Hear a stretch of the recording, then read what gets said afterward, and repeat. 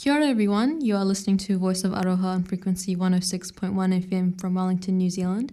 This show is generously supported by our partner and sponsor, Host International NZ, Wellington Access Radio and Changemakers Resettlement Forum.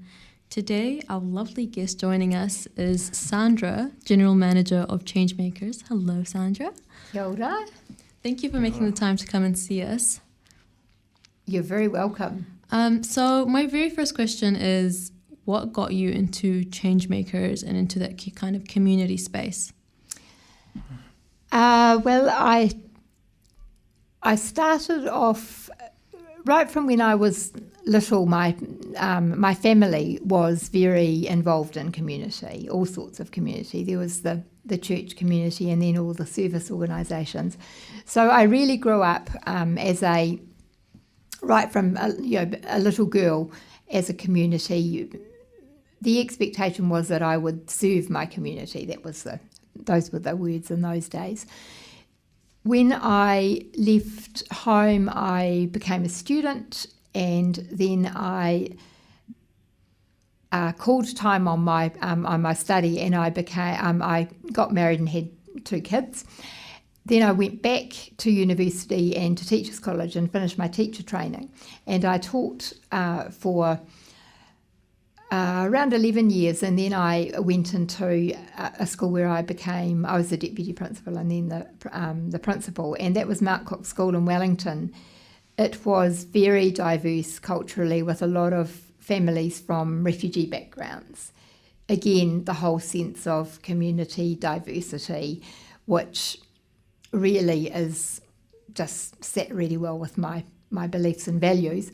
I finished at Mount Cook School, and then I was asked if I would be interested in being the acting general manager for Changemakers. They'd had some change and they needed somebody to come in and just help re-strengthen the organisation. And I leapt at the opportunity because it was such a great one. So that's sort of how I've evolved into what I'm doing now. You've worked both in education and then into community organisations, and you mentioned how Mount Cook School, for example, was very diverse.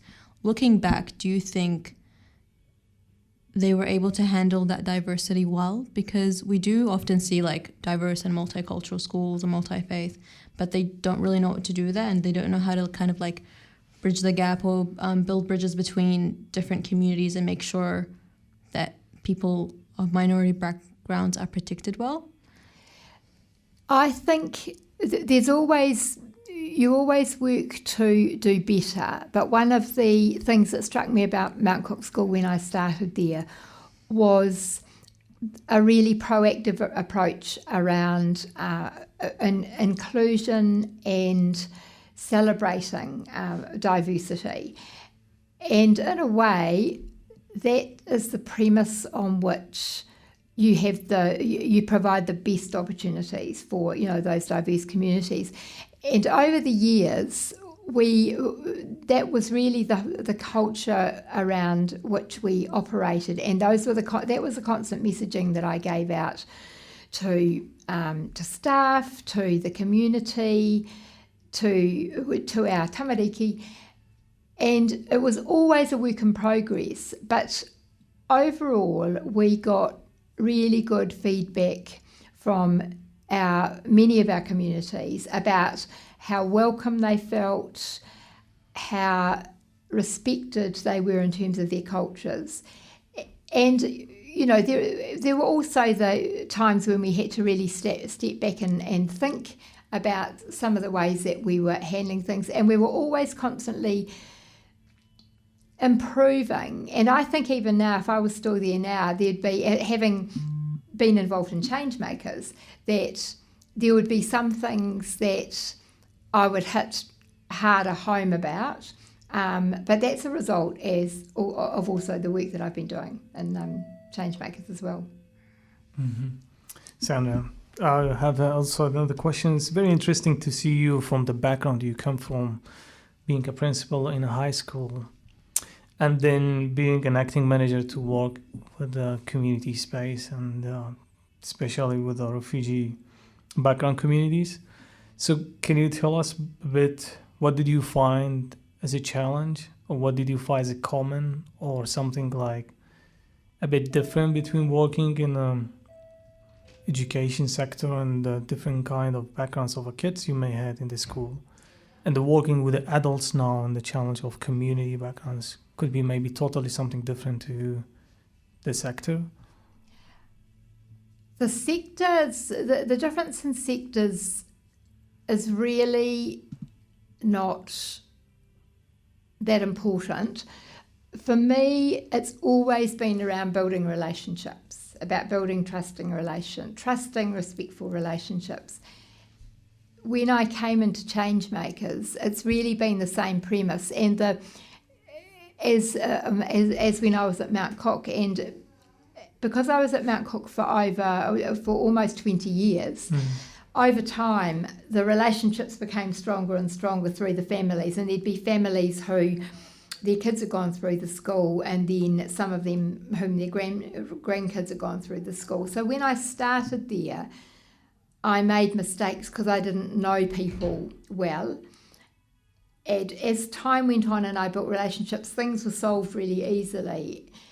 When I went to Changemakers, I have spent, over the time I've been there, and I continue to spend that time, having coffee with people, meeting with people, and just sitting and listening and sharing. And I think that's the crux of what makes anything work. And building it. And I have learned. I've learned so much from community members. Today I sat for an hour and chatted to somebody about not what they came in to talk about, but all about their family, about their kids, and those things come up then around the education system and what's working and what's not. So it's really about building relationships and learning from each other. Yeah. Slowly. Coming to your work in Changemaker, maybe I ask you, and you may tell us more to the audience or listener. Tell us a little bit what kind of work Changemaker do, and then secondly, tell us what kind of a challenge and gaps you find with the community needs. So Changemakers has 3 prongs: advocacy, research, and community development. Over the last year or so, we have started to re-evolve our work around community development. We've got a piece of research that is almost complete. The area that we have worked at in terms of advocacy, which needs to have a different focus this year, is around the advocating at the high levels of government, as well as, and where we did a lot last year was around going out to health, education, and having those small group discussions with groups of key people. This year, I think we need to be doing both really proactively, and we need to be quite strategic about that. What was the second part of the question? It was about, so during the work of Changemaker, what's the community needs or challenges you found, because you are nearly working with them very close?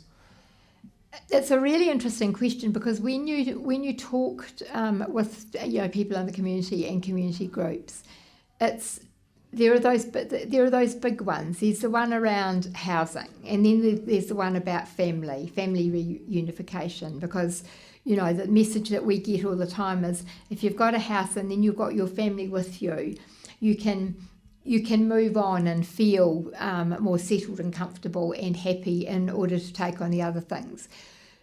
The other, employment sits up there really high, especially with for men and women, but for women in particular, the issues around employment and around mental health. So there are some really big key issues. And one of the challenges around that is working out which to target and how to ensure that none of them get left off, but also that you're doing a really good job and working hard to see some gains in some of them. So that's quite a key challenge in terms of for communities of that when you hear them say that this, 5 things, and they're all big things. And so how do we navigate, thinking of going into the year, how do we navigate our way around being really as effective as we possibly can? It's cool. Louise? I'm curious, Sarah, and thanks for coming to the show. You know that 2020 was a difficult year for everyone because of COVID and so on. What was the big challenge for Changemaker as an organization to reach out, to the different communities? Because it's easy to do the work face to face, but when it comes to do things online, how do you guys deal with that? The challenge was around keeping people connected or connecting people. And there were, within our communities, there were the people who, were living by themselves, older people who were really isolated. And then there were people in families who were really struggling in small housing with no resources for their kids. We did it in a number of ways, and some of them we allocated our staff to ring on a regular basis community leaders, those people we knew as community leaders or our community contacts, and ringing them on a regular basis saying, we're here, what are your needs, how can we help you? Some of them we did a little bit illegally, because we were in a situation where we knew there were families where there were kids who had no resources.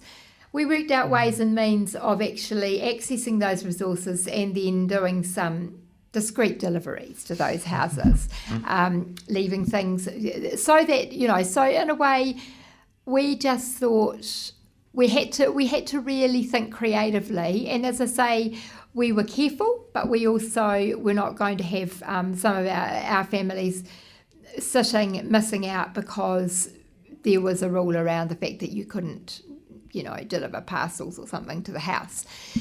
So and over time, we used our social media. We used a lot of our connections to be asking people that they were in contact with about what their needs were and how we could support. And so we ended up doing a whole lot of different things in different ways. And we had some really good feedback about people feeling as though we were out there and we were doing our best to help. Mm-hmm. I think you mentioned about one of the issues being unemployment and because of COVID, mental health became one of the top priorities for different organizations. And often we have grants that deal with mental health. I haven't seen that sort of service being offered in Wellington. So has Changemakers considered running this sort of initiatives as well in Wellington? That's Refugees and Survivors you're talking about? Yeah, Refugees and Survivors used to be in Wellington. When Changemakers first started, there was sort of 3 organisations. There was Changemakers, there was Refugees and Survivors, and there was a third one which I cannot remember, and they were all in the same building.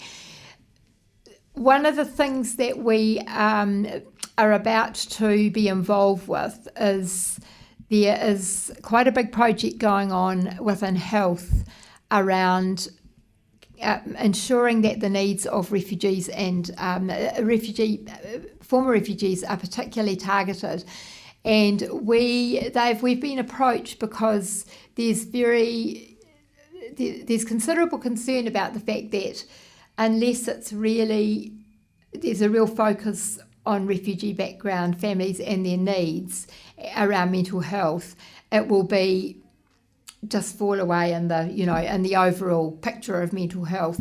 So there's quite a progressive project that's being started, and we're meeting in a week to start giving some input into that. So in a way, Lewis, I think what we're going to do is we're going to see where that's going to go in terms of whether it's going to start addressing the need before we set up something completely separate. And in terms of like unemployment or employment in general, what sort of like things is Changemakers doing to actually, kind of like tackle this issue? Because it's been an issue that I've been facing myself. I have faced myself, but it's an issue that I have seen like different communities facing as well. And my question is like, what is Changemaker doing about it, and what plans you may have in the future to actually, deal with this issue? That's a really good question, and it's a really it's quite it's challenging and it's complex, but it's also an area that just needs tackling. One of the things that Changemakers used to do, and I'm not sure about whether it's something that we should pick up or whether we approach it in a different way, is around internships, and I think that it used to work, I think, pretty well in the past. But the other area that I've been thinking about and talking with people about is around taking a much more systematic approach around internships. And I know that currently the Ministry of Education has got 3 refugee background interns in there for I think a 4-month internship. Yeah. And one of the things that I think that we could be advocating around with State Services Commission is actually across investigation, and I don't know what their current position is. They used to run a lot of internships across the ministries. I think we need to be advocating at that very high level around internships for refugee background graduates, maybe undergraduates across the ministries. And that's something I haven't talked to Ibrahim, our MP, about, but I think that's something that at an MP level could be something quite tangible to do. And they need to be paid. That's the other thing around internships. There have been internships, I know, in various places that are not paid. I think internships have to be paid. And across government, there needs to be room, spaces for refugee background graduates. I think that's what they're actually doing right now. I think by June or July, so far I do know, I think the Minister of Education and the Minister of Social Development have to, following the recommendations in the Royal Commission of Inquiry from the Royal Commission, right, into the Christchurch attack. And that's great, I think, but also you don't know if it's going to be available across all public service agencies or if it's going to be very limited. So I do think perhaps Changemakers has a lever, because this is something that is being talked about a lot right now, and it's something that's in the process. So perhaps making internships available as well in different agencies. And not just in the public service, but like even in organizations, because the thing is, I think with NGOs is that it is unpaid and it can feel exploitative in a way. So I think, just definitely making those available for refugee background Yes, students. and in places like city councils, asking, getting them to provide paid internships for people from refugee background. So I think as you say, it's quite a good opportunity. And I completely am against people not being paid for internships. I think I totally agree with you. It's really exploitative, and our communities get expected all the time to just give their time for nothing. Yeah. Yeah. Mm-hmm. Cool. So we're talking about internship and employment, which is a subject that I really interesting to me. I speak about it, but it's really good, and now we see a little bit movement, and still we did not see like 100% actions with the government and public sector. They are saying they will do that, but we'll see and monitor that. But the question is, as a change maker, as an organization, work with the community and also having community members with them. And most of refugee background see Changemaker as the main one when every question they come to their mind to come first to Changemaker and other service provider where they are very well known in Wellington region. So the question is, how much, when talking about employment, you will think it's important that to push the business sector, because we are just not, we try to push people to be with the non-profit sector like NGOs or government, but it's important to how much advocacy could be done there about business companies can take refugee background, because not every single refugee, it's come to go with the government. There is a lot of mechanic and engineers, others, which is all pretty much will work with the business sector and when companies. Have you done before any kind of job talking to them, any kind of advocacy, any kind of relationship with these companies? And it was a success or not? Yeah, in terms of my time at Changemakers, no, but I think you're absolutely right. The business area, and I think that's about targeting business leaders. You have and I can never remember what the name of you have the Employers Association, and I think it's getting in contact with people who key people who are open, you know from what you've heard them say about things in general, who might be open, and getting a little group of key people together as a starting place. And that's you're absolutely right, working with the business, trying to get some movement on that is absolutely critical as well. I think with business it's about being quite strategic about who you talk to, but there are good people out there, and we have... there are quite a few connections that we've got, connections with people who've got connections with business. So I think that's another part of that employment prong, yeah. Mm-hmm. That's interesting. And another question, if I may ask, then I will jump to colleagues if they have a question. It's about working with communities. Do you see is it difficult working with them, or it's pretty much different kind of relationship with each community? You have a different kind of ethnic backgrounds here in Wellington. While working with them, would you think that is something maybe difficult? not that the communities are difficult, but juggling, I think you guys work with 17 different communities. Well, 17-ish, yeah. Okay. Yeah. So having that much range, is it difficult handling all those relationships? I think it's about... And also about decision making, because it's pretty much, inside the same community, they are diverse. So how do you tackle this kind of decision making when you come as an organization representing these, sometimes when they talk about these communities? So how you guys do this process? From where I sit, and having been in the organisation for about 15 months, there's some key things that have just become really apparent. We have 17 communities, but we never turn people from communities who turn up and are not members of Changemakers communities. We never turn people away and go, well, no, you're not a member, so you can't come and see us. You're right, there's complexities within communities. There are complexities across communities in terms of the relationships. And one of the things that I've been thinking around is the way we continue to make connections with people in communities who then make connections with people in their communities. So for me, and again, I've done a lot of thinking and talking about this over time, but a lot of thinking over the last few months.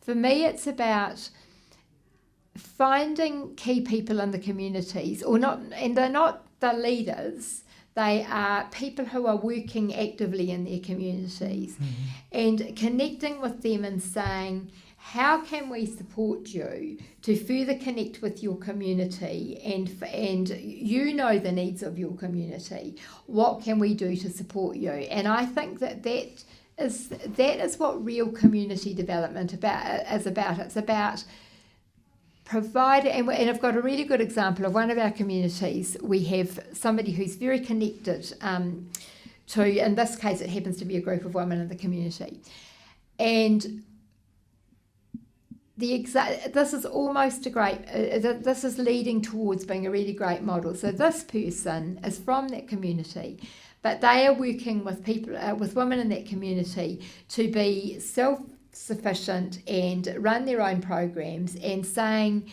I will support you, Changemakers can support you, but you are the ones who are going to drive the program. And in this case, this group meets once a week, and they've got all these ideas about what they want to do. So for me, it's about supporting people in communities to support each other, and in a way we're the conduit. So that's the thing. And then the other bit is about working cross community, and I think that our young people and you people here as part of Voice of Aroha, in a way you are taking that cross community stuff to the next level that your next generation up, for a whole lot of reasons, has not been able to do. And I think that in a way, your generation and generations going forward are going to navigate that more easily. Mm-hmm. Just going off of that, what do you think Changemakers is doing well in terms of making their organization accessible to reach out to these communities, to ensure, to even just know what it is that they need and what problems they're facing, and, listening to their own perspective? And I guess that leads into another question of what you think effective community engagement looks like. So I guess what I've done over the last year is build connections, build relationships, and in as broad a way as possible, but still there's lots of gaps.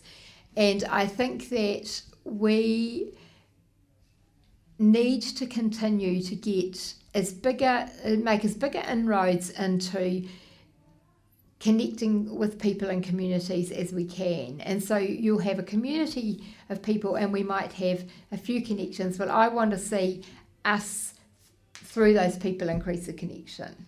So, and I've I think I've talked a bit about that, but I think your next question about what was the question about what does effective community engagement look like? For me, I think effective community engagement looks like communities being empowered and driving and being sustainable and self-reliant and flourishing in New Zealand with support where they need it. Mm-hmm. Amazing. Guys, I will just remind you about the time. We have 3 minutes left before we finish first part of the episode. Luis? Just 3 minutes? Okay. I think there are so many questions and so many topics that you can unpack and talk about, forever. But one of the main questions since last week, the government reopened the resettlement again, and the newcomers will be in the country, by June, July this year, and especially in those new resettlement places. What is the role of Changemakers in the new resettlement places, and how could you make sure that the newcomers are not left alone? Because my experience, I can say that, the resettlement processes like this, and my, experience is you come to New Zealand, you stay in the Mangere resettlement camp for 6 weeks, and then you're thrown in the community by yourself. It's find your own work, find where to study, and navigate your way, because no one's gonna be there for you. So how could you make sure that the newcomers don't face this same, path that many of us has to face in the past? And I think you've left me about 1 minute to answer that question. Yeah. So, when people first come out of Mangere, the Red Cross picks up the contract for 6 months usually. The orientation around Changemakers speaks at the Red Cross orientations, and I think from that point, what we've tried to do, pre-COVID, is start to make connections with people there, and work out and at least tell them that we're here. And then from there we need to build on that after they've come out of the Red Cross, the Red Cross contract. I'm stuck because it's actually I think the time's up. It's not strict. It's not strict. Okay, yeah. So I think that there is so much that our people who first come out of Mangere and then they've done 6 months with the Red Cross, and you're absolutely right, then they feel totally isolated. And depending on the quality of the volunteer they've had, some volunteers continue on, others just up and right, I've done my bit and go. And I think there's a whole a whole discussion to be had around the role of volunteers in that first 6 months. That's another whole topic that I could dwell on. But for us, it's around making the connection at the orientation, which we started to do, and talking about what we're doing, and then providing follow-up, because what we do is we collect the names and contacts of people, and then following up, which we started to do, but then of course we had COVID, and so I totally agree with you, Lewis. I think basically once people have left on their own, it's really tough, and we have a lot of work to do as change makers to think about how do we make it work for people to feel as though they are supported. But it's quite an area to navigate. Okay, that's great, amazing. I think we are coming to the end, guys. I know the time is running and you want to ask more, but we may invite you then and for another interview, another session. A full hour. Yes, 4 hours to talk really about resettlement and all of that questions. But now I just want to finish it now here. I wanted to thank you so much, Sandra, for coming today. It was very lovely to listen to you. It was great. And what Changemakers is doing is also great. Keep it up. And yep, this is it for me. Thank you. Thank you. Kia ora, thank you. Kia ora.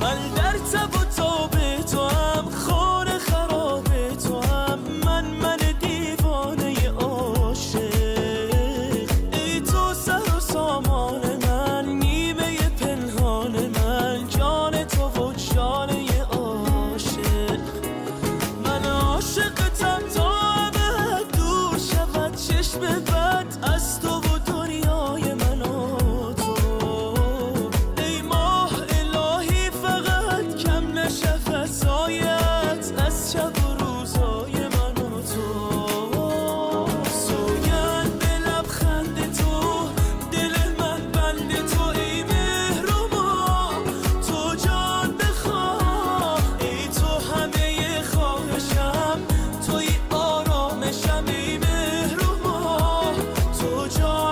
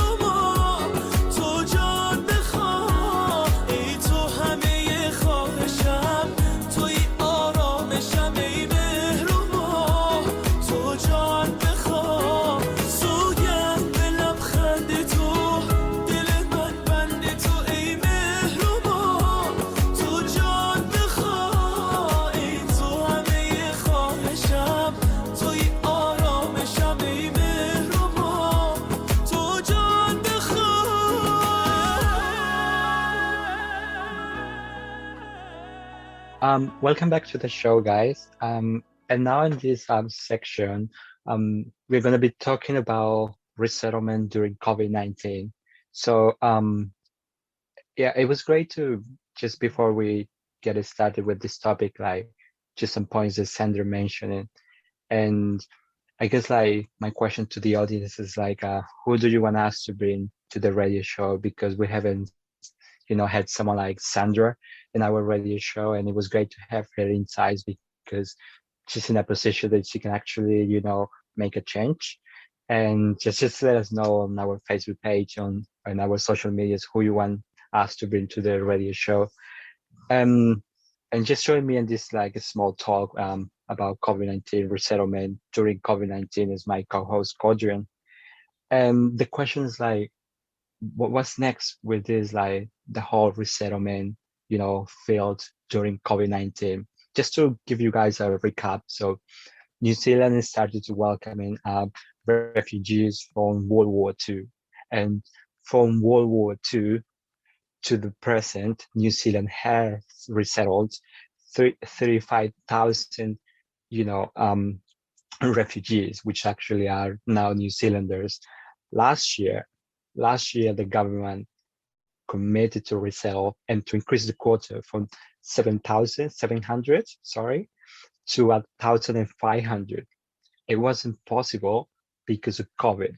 Because of COVID, the government couldn't actually meet the target. And it was just in New Zealand, and it was across the world that many and different countries just couldn't actually meet the target because of COVID. Because of COVID, everything was put on hold. And the great news is like New Zealand, a month ago, it started and reopened the resettlement. And they said like by June this year, 260 families will come to New Zealand, and they will come in like small bunches of 60, 70 people because of COVID, and they will, go through the same quarantine process that everyone has to go right now. So we'll have like, they'll have to be in quarantine for 2 weeks. And then after the 2 weeks is the normal resettlement process, which they go to the Mangali Resettlement Center in South Auckland for 6 weeks, and then they are relocated to a new location. And this is kind of like what our ecosystem is in New Zealand. So any insights, Codrian? Yeah, I think, Luis, you perfectly and beautifully explained about to the audience what's look like the system when we're accepting refugees to New Zealand. I just want to put some thoughts around. Maybe some audience will be thinking why we need to have refugees at this time of COVID and all the risk of COVID we may think that could bring it imported to our country, New Zealand.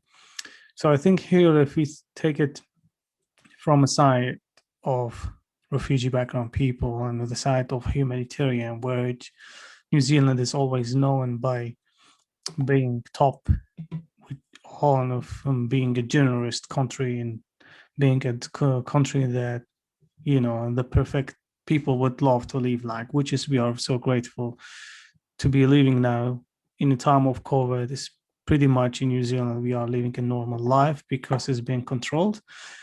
When it's come to the people who are living in a camps, who are people who are waiting for that decision, who already been accepted, just coming to reunite with their families or to resettle to the new country. I think even if it's time COVID or whatever time will be, there is no danger in having them here, because they will come, they will follow the process of quarantine, all of that kind of risk. Because such as anyone who is New Zealanders coming back to New Zealand is going to quarantine, and then after 14 days coming back to community. So why not we delaying the process while we still can have them here? Because there is not like, for me, there's not that kind of excuses. We say, no, we can't take them because we have admitted and the code has been rising to that kind of number. Then why you can bring them while here? If there is a health issue, I think if they just go the same system as how we are doing the quarantine things, I think it will just be fine, because it's very important for these people to be resettled in the country, because they have been waiting for years and years. Their situation is worse than COVID. COVID is a small part of their life, of our life. You know, I feel like COVID is just another issue when you actually live and when you live in a refugee camp. And just like saying this, like many people say like stay home, but for some people in the camps there was no such a thing as home. Where Mhm. could you stay if you don't actually have at home? And one of the arguments in New Zealand politics is like, and that question was asked to, and it's asked to the prime minister quite often, and say like, close the borders. And she's like, no, because like we cannot deny, the entrance to a country to a New Zealander. Otherwise, they'll be stateless. That's Mhm. against the law.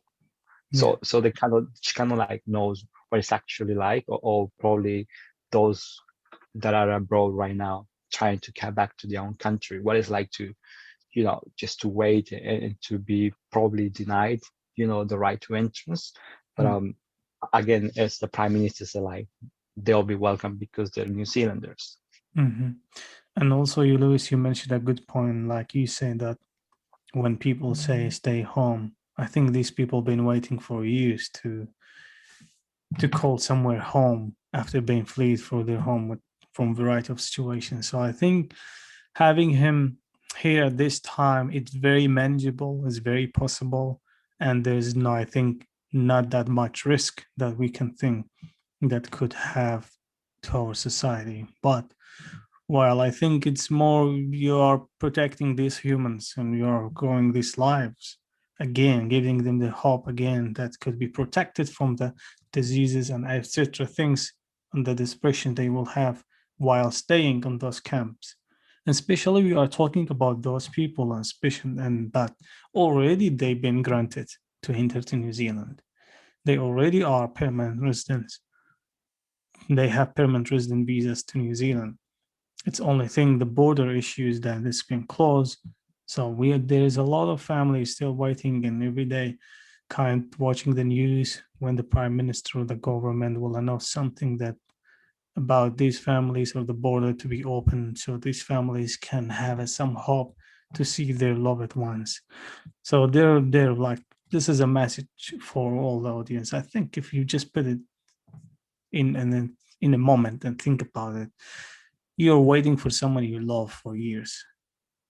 You're waiting it and you wanted to see them and you don't know what will happen next in the COVID or not COVID. So how much passion, how much feelings that will be moving in for waiting for that moment. And if you are another family like waiting to come back home, which is that's glad that you have somewhere you call it home. But in this situation, some people just waiting for somewhere to be called home. So I think if we go deeply, there is a lot that could touch us. It can think about other things that okay, this is really manageable. There's nothing something big issue that we say no, because it's already like we said, they will come through the process. We are not asking like these people could become with a free quarantine, no, or it's come with all the health measurements to be taken, all of the process of all of the things. And of course, we are arguing this because the government who pushed to claim about bringing refugees into that high number, and now whenever it's come to the border and relating that kind of things, making refugees as a subject, which is really annoying in the media when they talked about it, and they make it as a big issues, and the normal in general public, general audience, they really much, we will not judge around them too much because the media when always bring something about the border, they put also refugees into that. Oh, this is the people who are coming and they will bring all this disease, etc. with them. But while in reality, it's not like that. Yeah, I guess like when you mentioned about how like I was reading what the new Joe Biden administration is going to do about the refugee resettlement, which was cut by half during the previous administration, and now in the first year of the Biden administration, 125,000, refugees are going to be resettled in the United States, which is like, it's a great number by, by the US size and status. But I think like more should be done in terms of like, kind of like, if resettlement, it's, the only solution that's actually working, because like we are talking about like, resettlement as the ultimate solution, because then you have other two solutions, like there's actually go back to the country. They cannot, because they're still in civil war. And the second solution was like to stay in the second country. And the second country, the majority, and 75%, according to the United Nations, it's the UNHCR, sorry, it's like developing countries that don't have much resources to actually support this group of newcomers. So I guess like, if resettlement is the only one that is working, and is such a small percentage of of the 73 million refugees are across the world that are being resettled, only 1% is being resettled. So I guess like we need to find a new solution, or we need to kind of like double the number to have not 1% but 2 or 3%, because like we halt everything because of COVID, but the crisis is still there. Like the humanitarian crisis like didn't stop because of COVID. It got even worse. Yes, and also if you're thinking about in this way, then whenever we go into crisis, that doesn't mean that our humanity should stop. So whenever, like, if I'm in a really sometimes in a problems, doesn't mean that my generosity, my humanity will be stopping me to do what I really wanted to do from my heart. So for put it like that, so when even as a personal life, anyone could go into troubles in a personal life during life stage. That doesn't mean like that person should be disconnected from the rest of the world. That doesn't mean that this person should not do that generosity or that kind of habits that they used to help people to do it again. In this case, we're taking it to the politics. New Zealand, they have obligations to UNHCR to take this kind of people who've been displaced from their country, even if it's small amount. But when we are now in a pandemic situation, there is a measurements to be taken about the management. But doesn't that mean that we should stop the border for that long time, so those people can be waiting and waiting, wanting until the pandemic ends? How about if the pandemic will be still there for the next 2, 3, 4, 5 years? Well, that's actually the main question that is out there, because like you can say that, and you can see these reports, like you can read it, and they say like developed countries like such as New Zealand, England, the United States will have the vaccine, like first world countries, within like a year, right? Developing countries, on the other hand, it will take like 3 or 4 years. And where are the refugee community coming from? They're coming from developing countries. Yeah, exactly. So there's a lot to talk about in that side. But let me ask you this, Luis, in your perspective, because you come on the journey of Mangori, what do you think will be manageable? Because you come in a few years ago when there was no COVID and things. How do you think like the current system working? Do you think there's a work to be done in the system?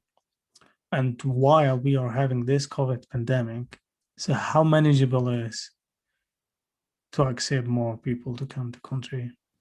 Yeah, that's a very, very good question, actually.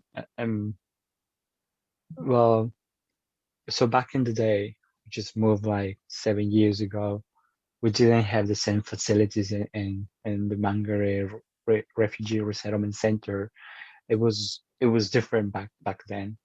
And back then, I wouldn't say it was safe to actually bring newcomers in terms of like COVID, because like the dorms were like close to each other. There was no more distance, and I think now the facilities are better. Like you kind of like live in a small department, you can cook your own meals, and I guess like you can actually isolate people more, so that helps like when it comes to COVID-19.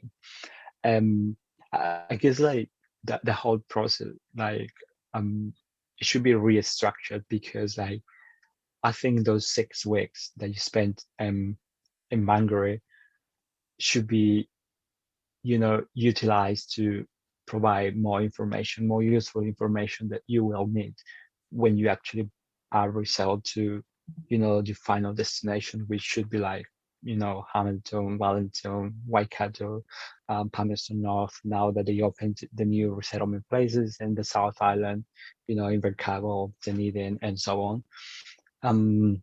I guess like more detailed information should be tailored towards these, new places that people are going to.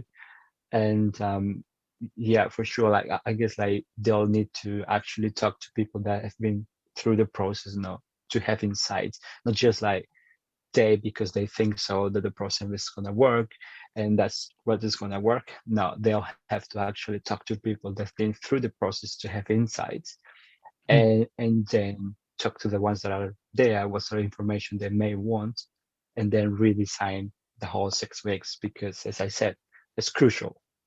It's the only time that you have to actually, think about what New Zealand, will have to offer to you, what kind of like things you may do after, because the reality is like once you leave the resettlement center, you are on your own. You do have volunteers, but some of them, and you work out different for like different families. Some of them may stick for 6 weeks, a month, a year, or for a couple of years. For others, could be like only 3 or 4 weeks, and that's a reality. And many of people that I know will be on their own.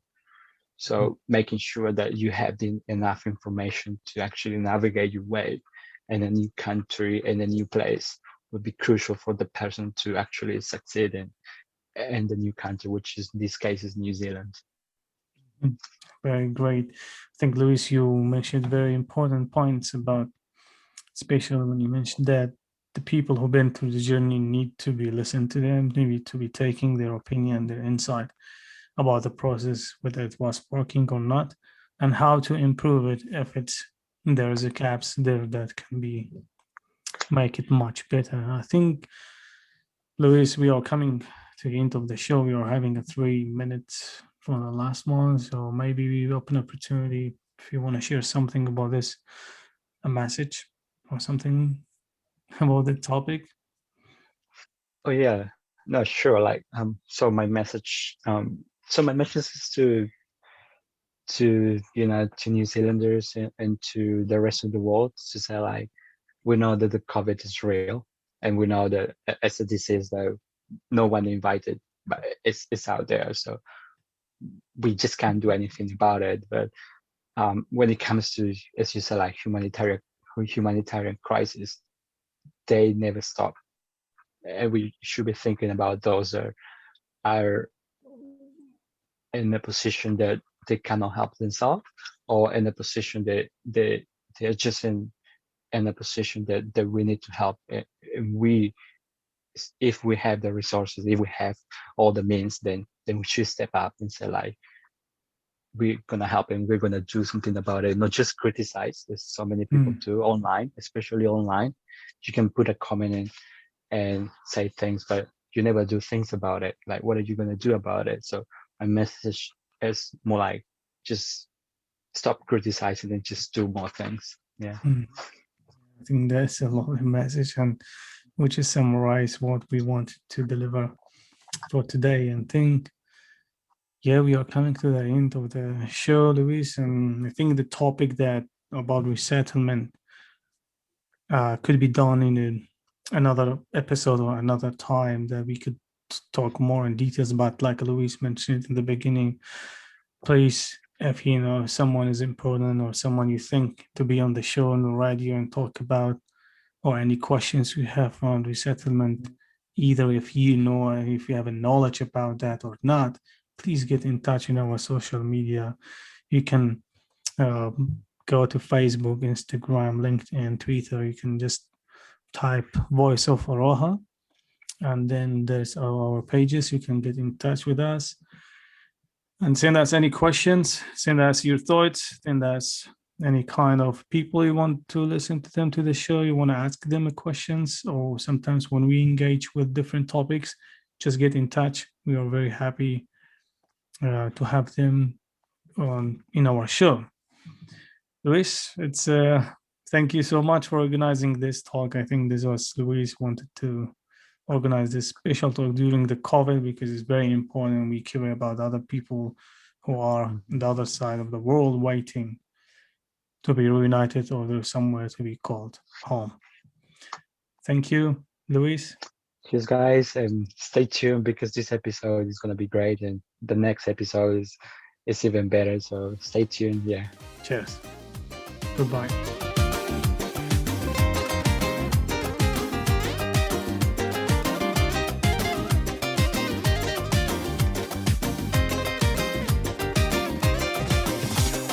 Мысли твои читаю на лету. Куда я влипла, сама не пойму. Как так стало, что я его люблю? Вай, откуда взялся он на мою голову? Я люблю тебя, поэтому такой. Не хочу я больше девушки другой. Если б тебе был бы безразличен я, то была бы ты мне 100 лет не нужна. Снова пишу я и звоню. Вижу, поймала тишину.